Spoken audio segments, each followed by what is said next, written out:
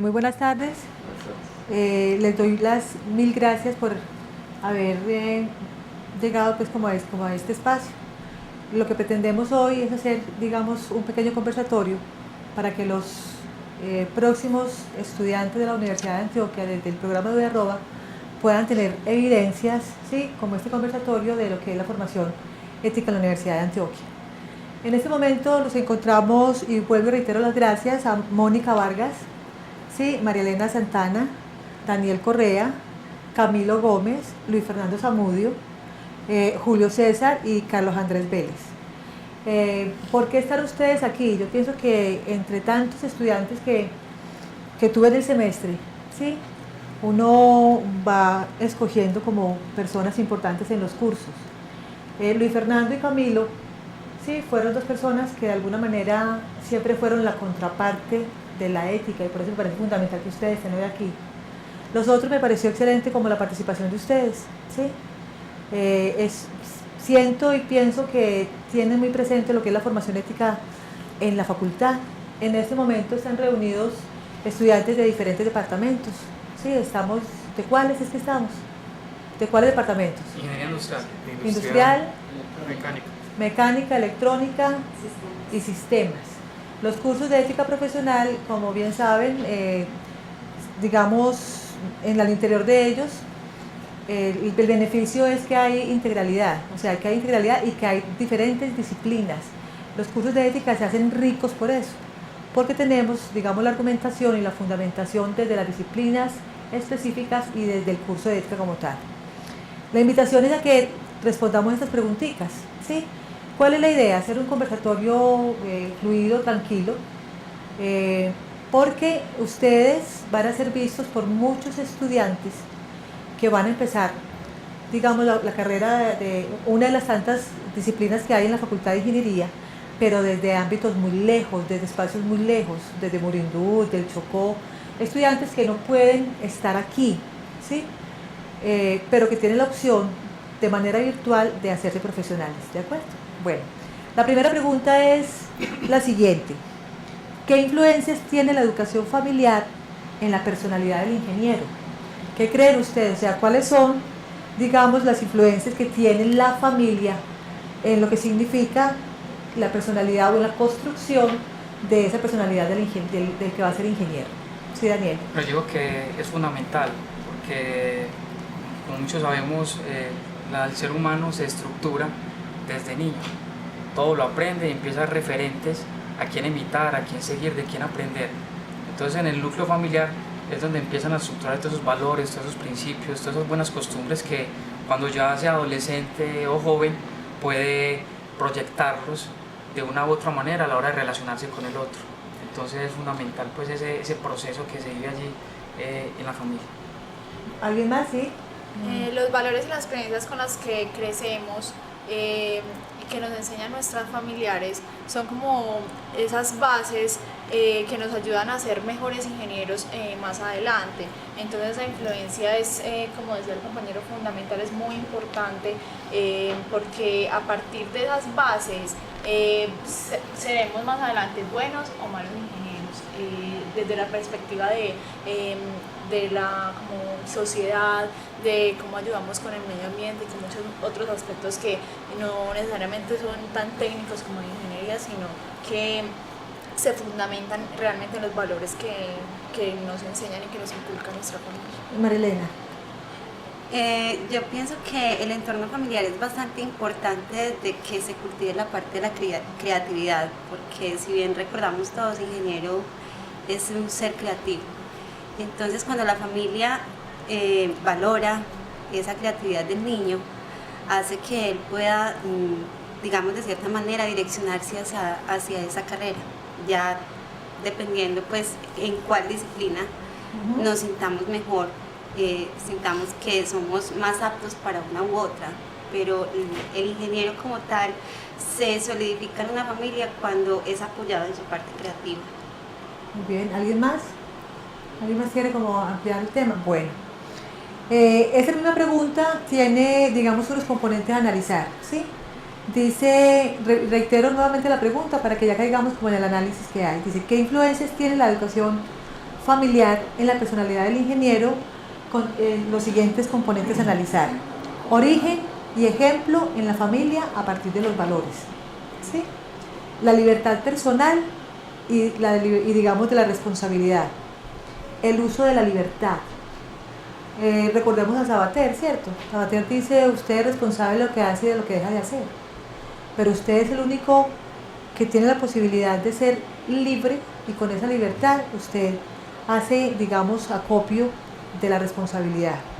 Y la otra es creencias practicadas y vividas ya en el ámbito de lo religioso, en el ámbito como de la fe, que es algo bien complejo de tratar, pero que ninguno de nosotros está exento como a eso, ¿cierto? Todos de alguna manera tenemos un acercamiento profundo o menos profundo con lo religioso, ¿de acuerdo? Entonces, podríamos empezar, reitero, por origen y ejemplo de la familia a partir de los valores. ¿Qué creen ustedes? ¿Sí? Pues, Julito. digamos, como ampliando un poquito lo que los compañeros mencionaban anteriormente, yo pienso que lo más importante desde que estamos pequeños es el núcleo familiar. Y eso es lo que nos acompaña durante nuestra carrera, durante el desarrollo de nuestra vida profesional y hasta los días en que ya no estemos más en este mundo. Entonces el núcleo nos va a referenciar en todo ese trasegar de la vida, en cómo vamos a forjar ese carácter, ese criterio como profesionales que vayamos a tener, a partir de qué, de eso, de esos valores que nos hayan inculcado nuestros padres, nuestros hermanos, lo que hayamos vivido en ese hogar, lo bueno o lo malo que hayamos vivido, pues las vivencias. Entonces es demasiado importante los valores que nos inculcan nuestros padres, porque eso es lo que va a hacer que más adelante nosotros seamos unos buenos profesionales o unos medianamente o mediocres profesionales. Yo creo que en cuanto al origen y el ejemplo de nuestras familias, eso se hereda. Es decir, desafortunadamente en oportunidades dejan secuelas en muchas personas, y por eso es que eso se replica y se replica con el tiempo. Entonces es importante que nosotros ya como ingenieros o como personas pues en la actualidad seamos conscientes de la importancia de educar bien a nuestros hijos, darles un buen ejemplo, darles una muy buena formación, no solo en lo académico, sino también a partir de los valores, sino a partir también de los principios, los cuales no son negociables. Es decir, ellos no se pueden comprar, es algo que permanece en el tiempo. Entonces yo creo que ese origen se hereda de generación en generación, de ahí la importancia de que nosotros seamos conscientes de ello para poder dejar un legado de transformación a esta sociedad a partir de nuestros hijos. Muy bien. Otro de los ámbitos como analizar es la libertad personal y de responsabilidad. Sí. Considero que para tener realmente libertad implica ser una persona responsable, porque al tener libertad y no responsabilizarse por los actos se convertiría como en un libertinaje. Uno debe ser consciente como de cómo afectan mis actos a las demás personas, cómo soy responsable conmigo y con los demás. Eso sería como lo fundamental. ¿Algo por aquí? Camilo, Luis Fernando. Bueno. ¿Cómo es ese uso de la libertad? Recordemos que los seres humanos somos duales, ¿sí? Y nos movemos en eso, digamos, en esas grandes dimensiones que tienen que ver con el bien y con el mal. Eso no se puede desconocer, ¿cierto? Eso está en nosotros. Que pienso que afortunadamente los seres humanos, la gran mayoría de nosotros se acerca más como al ámbito de lo bueno, de los principios que son innegociables, ¿cierto? Ahí estamos firmes, digamos, al lado de estructuras que fundamentalmente han sido construidos en familia, pero hay momentos en que somos completamente duales y aparece esa otra parte, ¿cierto? Esa otra parte de nosotros. ¿Cómo hacer uso de la libertad si somos tan duales? ¿Sí? Si nos encontramos con la posibilidad del bien y del mal, de la seducción, por ejemplo, ¿sí? De otros ámbitos que uno no sabe que se puede encontrar y que puede, digamos, hacerte que cojas otro camino que no era el adecuado. ¿Qué hacer ahí? Creo que la libertad pues es muy importante, porque entonces, ¿qué es la esclavitud?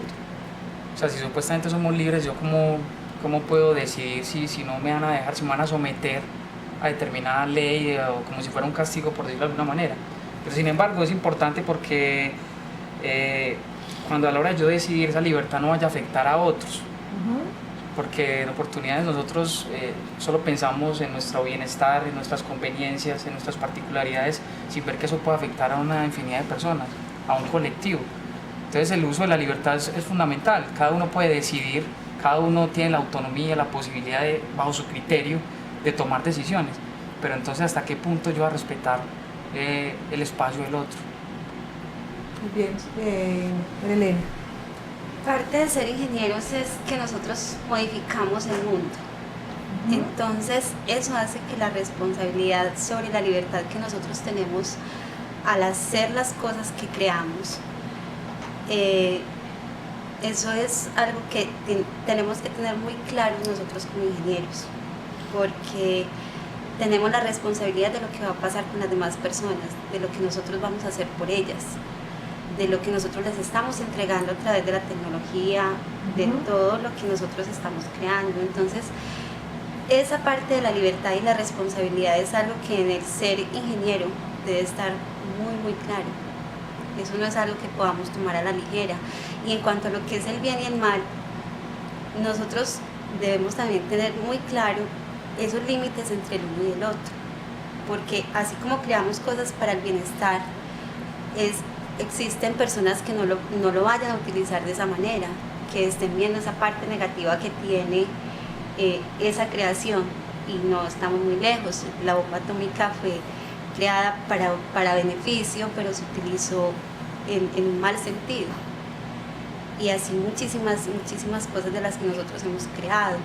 Entonces, la libertad que nosotros tenemos de elegir, inclusive de acatar normas cuando estamos haciendo algo, es una responsabilidad.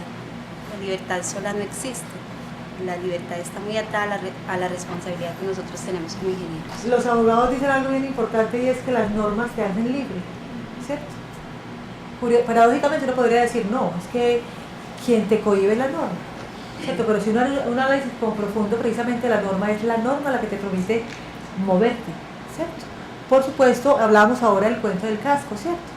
El casco te permite cuidar tu integridad física. Si hablamos de ética, hablamos de cuidado de sí. Sí, eso es Michel Foucault. Y es precisamente el análisis que se hace alrededor de la norma. Si yo tengo conciencia de que la norma es válida, la norma de alguna manera me hace libre, ¿cierto? Julito. Sí, referente a eso, profe, digamos que la libertad se puede ver desde el punto de vista ético-moral, ¿cierto? En donde la moral puede hablarnos de la normatividad que existe, que nos restringe esa libertad, ¿cierto? Pero donde la ética entra a reflexionar de hasta dónde puedo llegar yo de acuerdo a esas normas. ¿Por qué? Porque lo podemos ver en cualquier ámbito, en el ámbito familiar, profesional, donde yo puedo cumplir unas normatividades o unas reglas que están y existen, y yo sé que cumpliéndolas, de cierta forma también estoy siendo libre, o a la vez no, ¿cierto? Si soy consciente de ellas.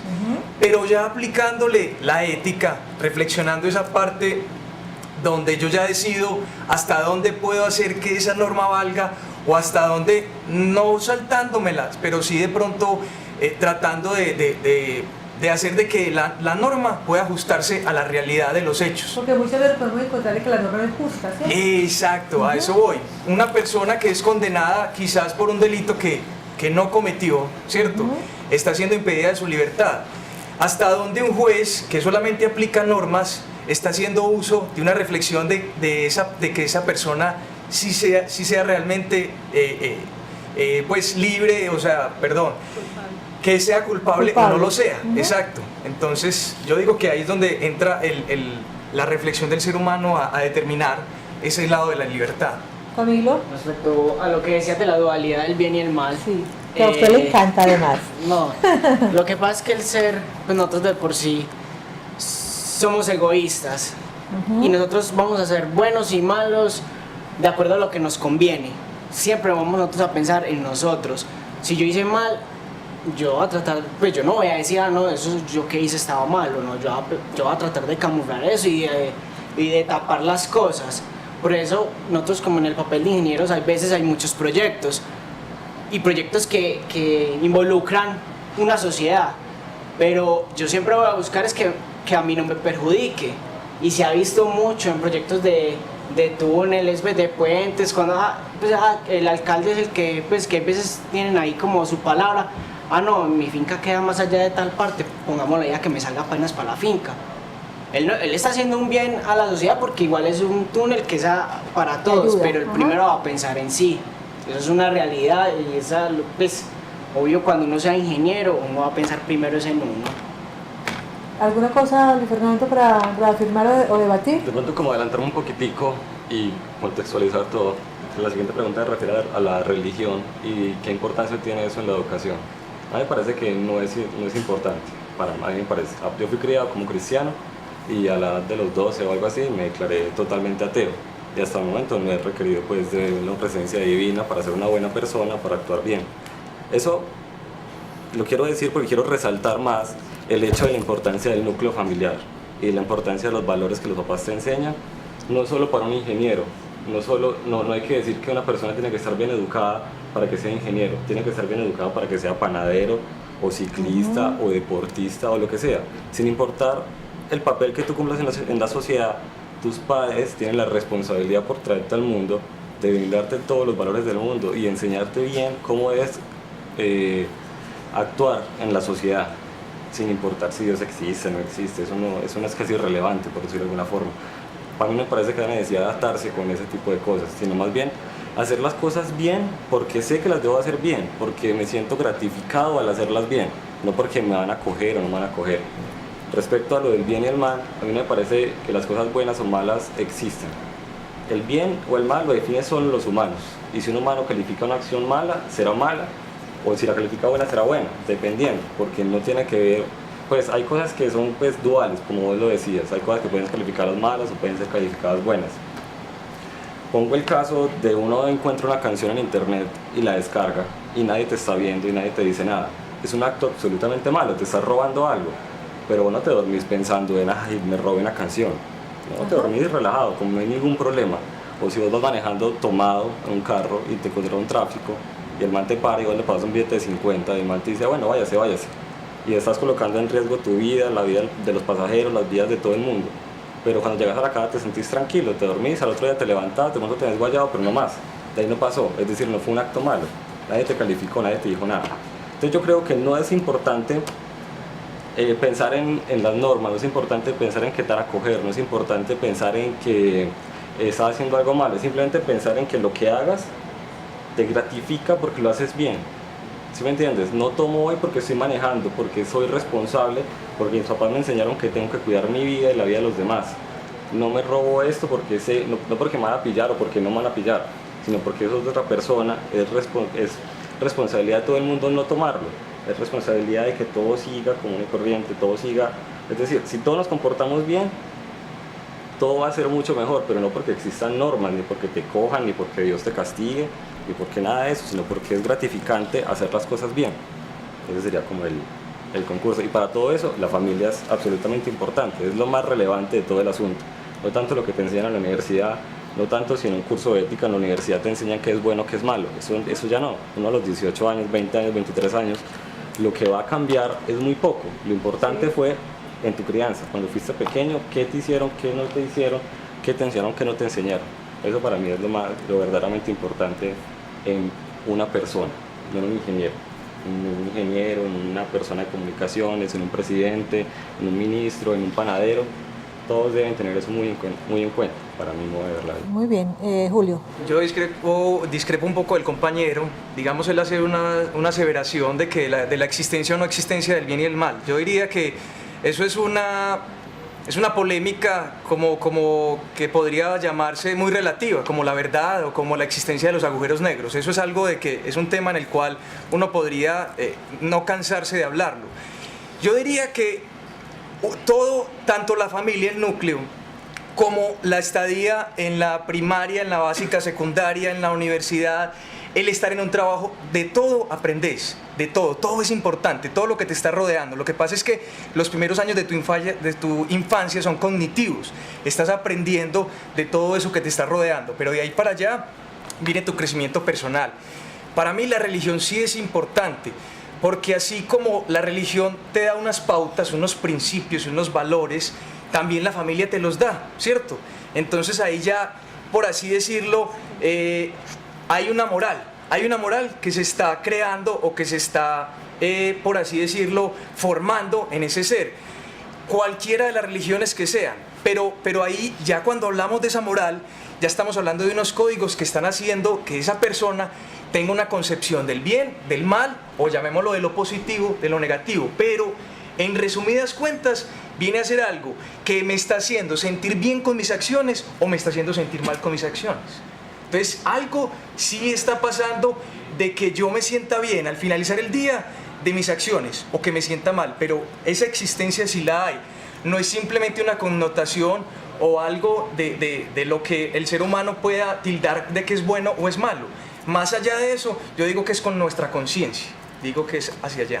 Yo digo que la norma es fundamental que exista, o sea, que si bien no es lo más importante, porque lo más importante es cumplirla o no, pero entonces es quien la sanciona, es decir, la que me da los parámetros a la hora de yo actuar, a la hora de yo decidir, es decir, porque sé que existe una norma.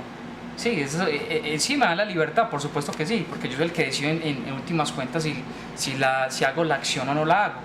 Pero es importante porque es la que me posibilita, me da los elementos a la hora de yo determinar. Desafortunadamente, pues, la religión como tal no ha dejado secuelas a través de la historia. Si uno pues estudia en el siglo de la Edad Media y anteriormente, pues hay secuelas negativas. Sin embargo, fue un papel importante dentro de la sociedad como tal, porque nos da algunos principios de los cuales nosotros podemos relacionarnos mejor con el otro. Ya cada uno lo asume de una u otra manera, de ahí la importancia de yo respetar al otro, de ser tolerante con el otro, de que si son diferentes, si el otro es diferente a mis concepciones, a mis pensamientos, a mis actitudes, pues bueno, yo respetarlo igualmente, porque de hecho estamos hablando de la libertad, todos somos libres de pensar, de actuar como sea, pero entonces no existe verdad absoluta, así que es que esto o aquello, no, cada uno tiene su percepción y eso se construye a partir como hemos venido hablando, desde la familia, desde ese núcleo, desde esa estructura, desde los 0 a los 6 años, donde yo empiezo a aprender a ver el mundo desde otra perspectiva.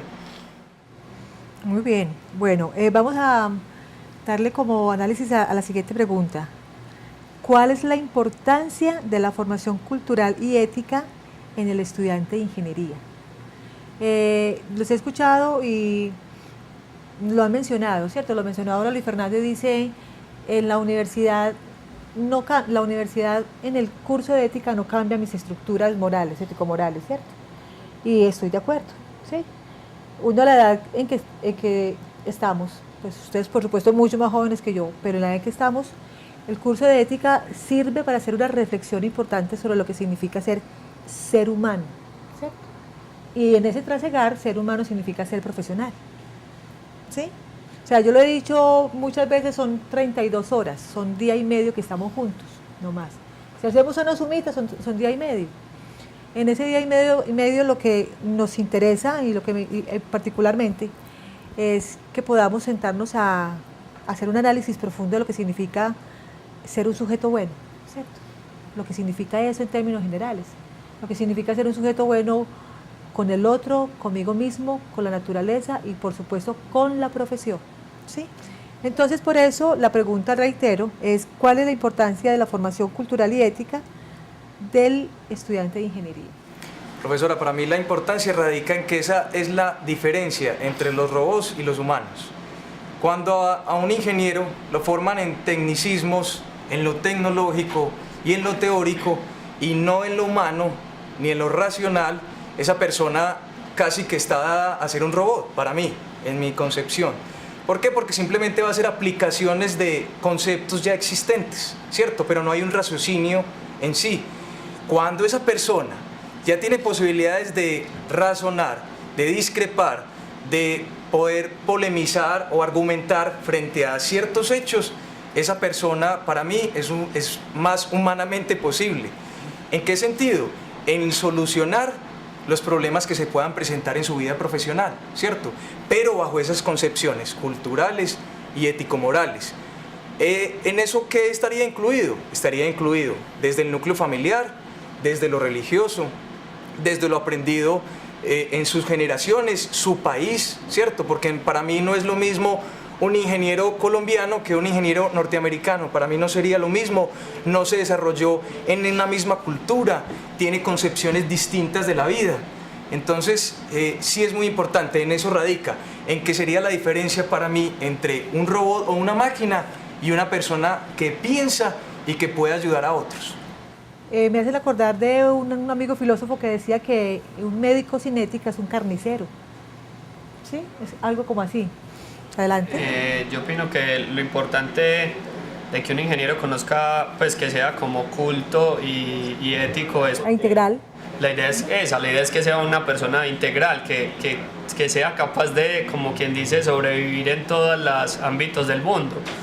Pues la idea es que cuando uno sea un profesional, no solo de ingeniería, sino de todas las profesiones, que sea una persona que pueda relacionarse con el artista, que sea capaz de relacionarse con el de no sé, las licenciaturas, que el ingeniero sea una persona que pueda conocer de todas las ramas, porque a la final los ingenieros estamos metidos en todas las, como quien dice, todas las ramas del saber, pues hay ingenieros mecánicos, ingenieros administrativos, hay de todo tipo de ingenieros. Entonces la idea es como que el ingeniero pueda caber en todos esos espacios que se pueden dar en el mundo.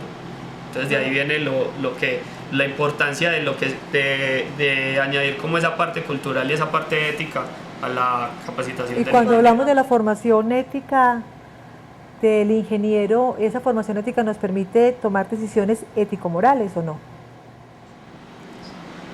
Pues el ingeniero es... ¿O no le compete? Sí, por supuesto, porque el ingeniero es innovador, el ingeniero es creador, el ingeniero es propositivo, es crítico, el ingeniero resuelve problemas. Entonces, si yo a la hora de tomar decisiones no lo hago bajo esa óptica ético-moral, eso puede llevar también en contra de otro. Es decir, no va a ser un bien para la humanidad, que es lo que buscamos, no va a ser un bien común para muchos, sino que va a ser algo muy particular, que al contrario va a traer destrucción, como lo decía el mismo Hans Jonas en uno de los textos que analizábamos. O sea, va a crear su propia destrucción, porque entonces, por ejemplo, la invención de las bombas, de los armamentos, que si bien eso es desarrollo, que si bien eso es innovación, pero eso está trayendo de una u otra manera conflicto, eso está trayendo destrucción. Pero entonces, de ahí la importancia del curso de ética profesional, que si bien no nos va a transformar totalmente, pero sí nos va a dar por lo menos una mirada más holística, nos va a dar la posibilidad de tomar elementos y herramientas a la hora de yo tomar decisiones cuando esté ejerciendo mi labor en alguna de las áreas profesionales que estemos pues allá afuera, buscando siempre favorecer a la comunidad. Yo te quería decir que cuando llegamos al curso de ética, tal vez lo que tú dices no nos transforme mucho, pero por lo menos nos lleva a cuestionarnos muchísimas cosas. Inicialmente, casi la mayoría de los estudiantes que ingresan a la universidad dicen que el propósito de ser un profesional es para mejorar su calidad de vida. Cuando hablamos de calidad de vida, casi todos se refieren a aumentar sus ingresos económicos y darle un bienestar económico a la familia. Cuando estamos hablando de eso, a veces ni siquiera dimensionamos lo que nosotros podemos llegar a hacer por ese fin, porque queremos conseguir buenos contratos, queremos conseguir los mejores puestos, ganar reconocimiento, y muchas veces para eso uno piensa que llega a la solución que tanto estudiamos últimamente al final del curso, que fue el fin justifica los medios. Entonces, cuando uno llega al curso de ética, uno encuentra eso y uno empieza a cuestionarse, bueno, entonces, ¿de qué manera voy a alcanzar yo mi objetivo cuando me gradúe? Si mi objetivo es mejorar mi calidad de vida, ¿cómo lo voy a hacer? Entonces, para mí ha sido tal vez el cuestionamiento más importante que yo pude encontrar en el curso de ética. Y adicional a lo que dice la compañera, yo quisiera como ingeniero mejorar mi calidad de vida o la de mis familiares, pero ¿a costa de qué? ¿Cierto? A costa quizás de mañana estar detrás de unas rejas en una prisión porque hice un mal contrato o recibí unos dineros que no eran dineros bien habidos, sino que por el contrario eran dineros oscuros, porque yo en ese momento no hice utilización de un raciocinio, de de un ser de la ética, ¿cierto? Que era pensar de que a costa de ese dinero que iba a recibir iba a estar tras las rejas o quizás iba a afectar a la población, ¿cierto? Entonces ahí donde yo digo que concluye o se podría decir que es la importancia de la ética o de la decisión ético-moral como ingenieros. Por eso yo quisiera resumir ahí una palabra del curso de ética profesional. Para mí me hizo consciente de muchas cosas que yo no veía con tanta claridad, el curso de ética profesional. Bueno, me parece como muy importante lo que ustedes están diciendo porque es bien sabido, nosotros los docentes humanistas, y lo decimos muchas veces en clase, ¿cierto? Hay una mirada despectiva desde la formación técnica, tecnológica e ingenieril con respecto a las humanidades. Y nosotros los docentes de humanidades sabemos perfectamente que al interior del curso de ética profesional se debaten asuntos vitales, ¿cierto? O sea, es la reflexión sobre la vida, es la reflexión sobre el trabajo, es la reflexión sobre lo que significa ser profesional. Por eso ética es hablar pues, como de asuntos vitales, ¿sí? Porque de alguna manera al interior del aula se debate cuál es su compromiso como profesional. Recuerdo alguna vez que lo dijimos en clase, si nosotros resolvemos únicamente nuestros asuntos personales, seguimos haciendo un ejercicio muy narciso, completamente narciso, ¿cierto? Ese ejercicio es resolver, digamos, el cambio de lo que me rodea, ¿sí? Mejorar el estrato social, el de mi familia, el mío, pero se supone que si hemos estudiado 4, 5, 6 años, independientemente de la carrera que sea, es precisamente buscando la función social que tienen todas las profesiones. Nos debemos a ello, ¿cierto? Bienvenido el confort, bienvenido la calidad de vida, o sea, no vamos a pelear contra eso ni mucho menos, ¿cierto? Pero sí no podemos desconocer que cada profesión tiene una función específica que realizar. Bueno, ya no sé ni dónde iba. Bueno, ¿cuál es el compromiso ético que se desprende del conocimiento recibido en la academia? La pregunta sería esa, ¿cuál es el compromiso que ustedes adquieren cuando están en la academia, cuando están específicamente en la Facultad de Ingeniería? Ya como estabas diciendo, adquirimos ya lo de la responsabilidad social y ambiental que tenemos. Todos los proyectos que nosotros como ingenieros tenemos es para mejorar la calidad de vida de nosotros y de la sociedad, y a ella nos debemos, como decías. Entonces esa responsabilidad que tenemos con la sociedad es la que es el compromiso que adquirimos como ingenieros, es mejorar la calidad de vida, pero con inventos o con proyectos que realmente les ayuden y no que simplemente por salir del paso hagamos algo muy bonito, pero que no tenga esa aplicación, esa utilidad. Es el caso, por ejemplo, de los ingenieros civiles que hacen de pronto una obra, un puente, pero por ahorrarse unos dineros o por guardarse unos dineros, la hacen de mala calidad y perjudican a toda la sociedad, donde puede haber un accidente, puede pasar algo grave y afectar a muchos. Entonces creo que ese compromiso es el de hacer las cosas bien, hacerlas a conciencia y mejorando la calidad de vida de mía y de la sociedad. Bueno, muy bien. Hay una pregunta que me parece compleja, pero me parece muy importante, y es ¿cómo se construye el sentido de pertenencia entre lo propio y lo foráneo? Es decir, entre lo que significa Colombia, lo que tiene, lo que brinda, lo que quita con respecto a otros países. Es un tema difícil, pero yo me iría primero a lo micro para poder hablar ahorita de lo macro. Si hablamos de lo micro es como asemejarlo a un equipo de fútbol. ¿Cuándo quiere uno un equipo de fútbol, cierto?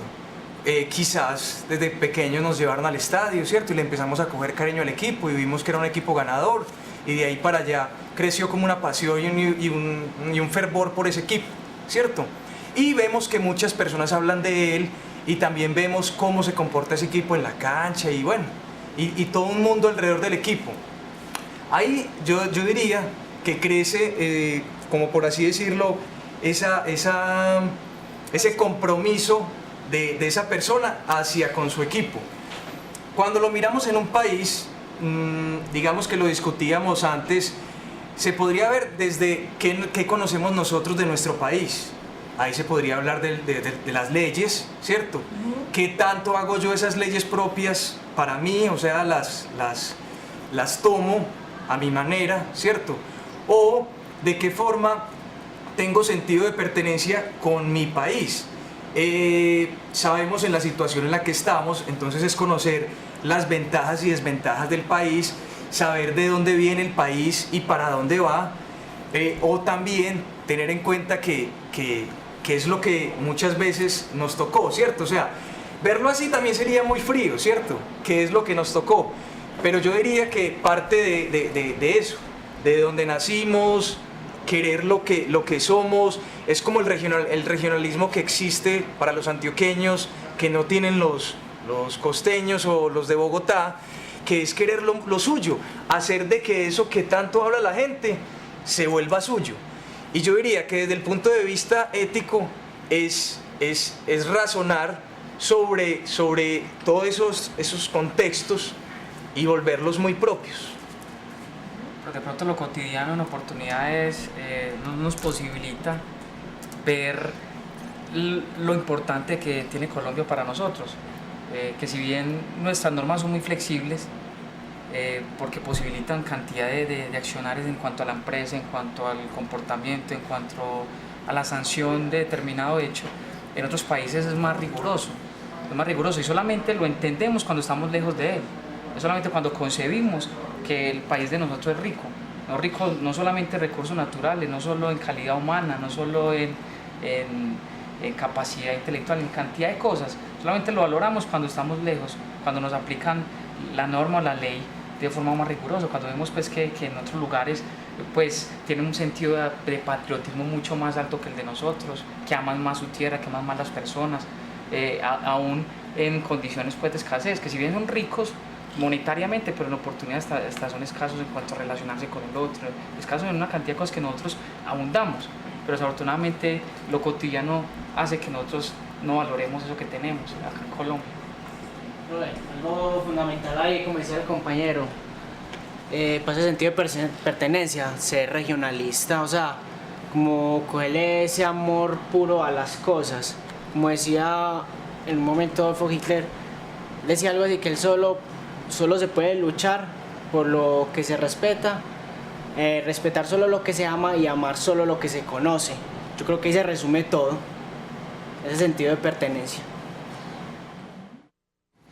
Bueno, ¿cómo se construye el compromiso ético del ingeniero y para qué le sirve el compromiso a este país? ¿Cómo se construye el compromiso ético?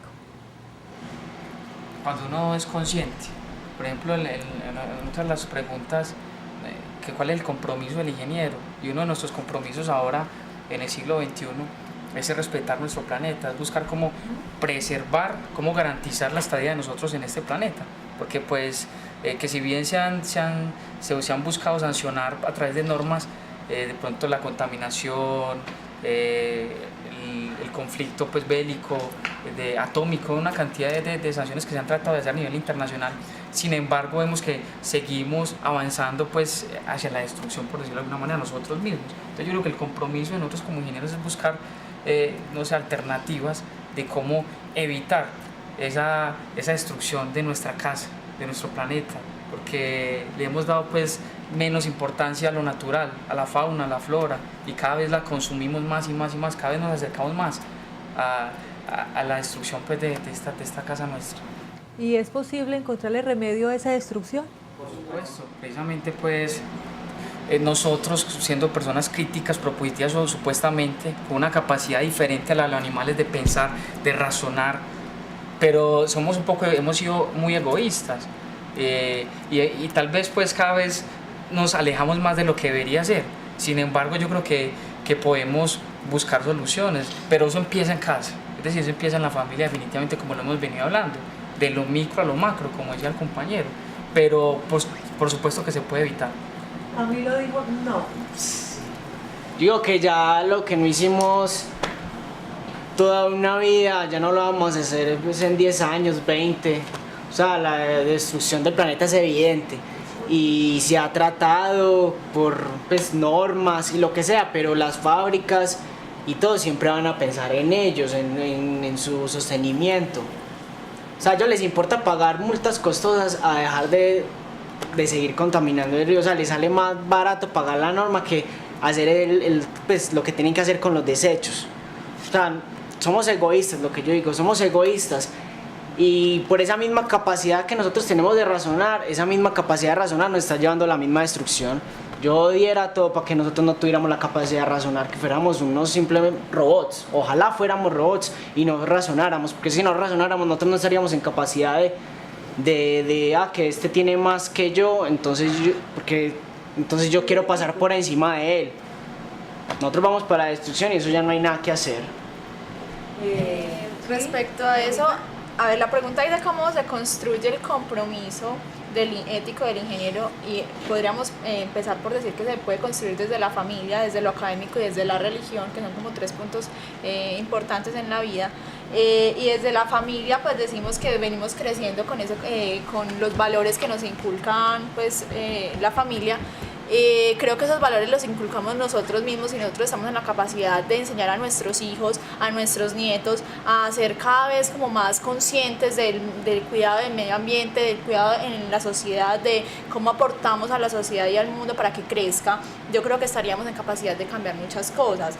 Igualmente en lo académico, anteriormente en la academia no se enseñaba nada de responsabilidad social ni nada de responsabilidad ambiental, y en este momento estamos viendo responsabilidad con el ambiente, normas ISO, normas ambientales que rigen las empresas. Creo que las empresas ya no tienen tanto, como dice, el egoísmo con el medio ambiente, porque saben que si siguen con ese egoísmo no van a tener que explotar. O sea, ¿qué más materias primas o recursos van a explotar para seguir ganando dinero por ese egoísmo que tenemos si lo van a destruir? Yo creo que antes están pensando como en cómo hacer para que esos recursos perduren y lograr como que esas empresas como crezcan y pues obviamente ayudando al medio ambiente, porque es lo que les conviene también a ellas. Por ese mismo egoísmo, esa conveniencia, también necesitan ayudar al medio ambiente.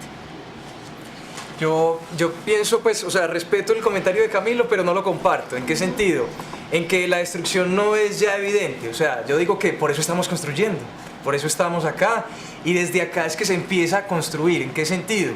En que si no empezamos a cambiar un poquito la mentalidad de hoy, los ingenieros de hoy, los de mañana y los que siguen y las nuevas generaciones, entonces ahí sí vamos para la destrucción masiva y evidente, ¿cierto? Pero desde ya puede que un solo granito de arena no forme una playa, pero muchos granitos de arena sí son capaces, en el sentido de que si entre todos empezamos a cambiar esa mentalidad de corrupción, ¿cierto?, de no responsabilidad social, y no solamente en lo ambiental, sino a la infancia y al cuidado de muchas más otros entes, entonces el ser humano sí se va a ver abocado a una destrucción. Pero yo digo que desde ya sí podemos hacer algo. ¿Cómo? Construyéndolo desde la academia, obviamente, desde los valores en la familia, que ya lo hemos conversado. Yo creo que se han tomado medidas pues en cuanto a la prevención para precisamente evitar pues la destrucción. Por ejemplo, normas que sancionan la contaminación, normas que sancionan el uso indiscriminado o tala de bosques, una cantidad pues que se han pues emitido en el mundo, sino que no podemos desconocer que el planeta está más poblado ahora. Existe una población mucho más alta que hace 30, 40 años. El ritmo vertiginoso debido a la tecnología, debido a los avances, debido al tiempo que va pasando pues de forma muy rápida, pues se ve o parece que hubiera más contaminación pero sin embargo hemos visto que esas medidas que se han venido tomando están siendo efectivas, que falta mucho, por supuesto que sí, falta más conciencia por parte de unos pocos, por decirlo de alguna manera, pero por supuesto que estamos buscando soluciones y se han visto pues que están como dando efecto. Una pregunta mucho más conceptual y mucho más concreta. Diferencia ética-moral. ¿Cuál podría ser la diferencia entre una y la otra? Sí, María Elena. Pues ya sabemos, o por lo menos tenemos conceptualizado que la moral es la norma y la ética es lo que yo razono frente a esa norma. Es lo que yo ya siento. Para mí la ética es más un sentimiento. Es algo que yo ya interiorizo a través de la norma moral. Yo también soy atea. sí también descubrí que uno a través de liberarse de, digamos, ciertos estigmas que nos da la religión, uno se convierte en una persona más libre, y más libre de ser responsable, de ser sincero, de ser más cauto en las cosas que hace, que dice, que piensa. Entonces, cuando yo empiezo a reflexionar sobre la moral, me doy cuenta de que el código moral viene a través de la religión. Es el primero que coloca el código y es el primero que me sujeta a un montón de normas, y cuando yo empiezo a cuestionar esas normas empiezo a encontrar mi ética. Lo que él decía, para ser buenos no tengo que ser religiosa, o sea, yo no tengo que estar adorando a un Dios o un santo o lo que sea para sentirme una persona buena, porque si yo me compadezco con la persona que sufre, eso no tiene nada que ver con mi religión, es lo que esa persona a mí me hace sentir. Entonces, la moral es un código de comportamiento que regula a la sociedad, porque todos no nos podemos sujetar a lo que cada uno siente, porque fuéramos un caos como sociedad. Entonces, la moral a nosotros lo que nos sirve es para regularnos como sociedad, pero la ética es lo que a mí me regula como ser humano, y es lo que yo siento frente a ese código moral. Muy bien. Bueno, para que vamos como terminando, ¿para qué sirve el forjar el carácter? Esto es Adela Cortina, esto es Aristóteles, ¿sí? ¿Qué es eso de forjar el carácter? Para mí forjar el carácter es como tener la capacidad de como de evaluar lo que le proponen a uno y tomar una decisión como coherente, pensando en los demás. Eso es como forjar el carácter. Forjar el carácter es como darse esas capacidades de poder elegir lo que uno quiere y como fuera de lo que uno quiere, cómo esas decisiones que yo puedo tomar pueden ser acertadas con la sociedad. Y lo de, digamos, por ejemplo, cuando le hacen una propuesta, uno saber escoger, saber decidir si esa propuesta sí es una cosa buena o una cosa mala, eso es lo que yo entiendo pues por carácter. Digo que para qué sirve la construcción del carácter.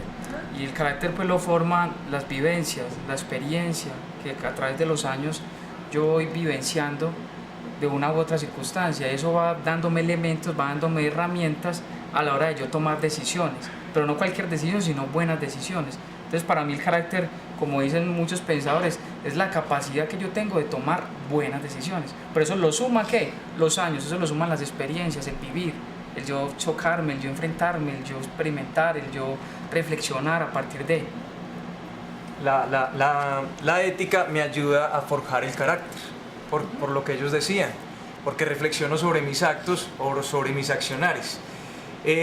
Para mí una persona que no tiene carácter es una persona que quizás podría decirle a todos sí, y no estaría tomando decisiones pensando en si esas decisiones van a ser buenas o malas, o van a tener desenlaces buenos o malos, ¿cierto? Entonces, la ética juega un papel importante en ese forjar del carácter de la persona, porque a su vez es la personalidad misma la que está formando el ser. Bueno, yo pienso que hemos logrado como el objetivo, sí, era plantearnos unos cuestionamientos alrededor de la profesión, de la ética, de lo que significa ser humano, ¿cierto? Máxime cuando estamos al borde, al pie de ser profesionales en la ingeniería. Mil gracias, reitero, por haber aceptado la invitación. Espero que este material les sirva a sus colegas que vienen próximos por ahí, sí, ya pisando como la universidad, y esperamos que ustedes también puedan como disfrutar como este espacio y verlo más adelante. Muchas gracias, de verdad. Gracias.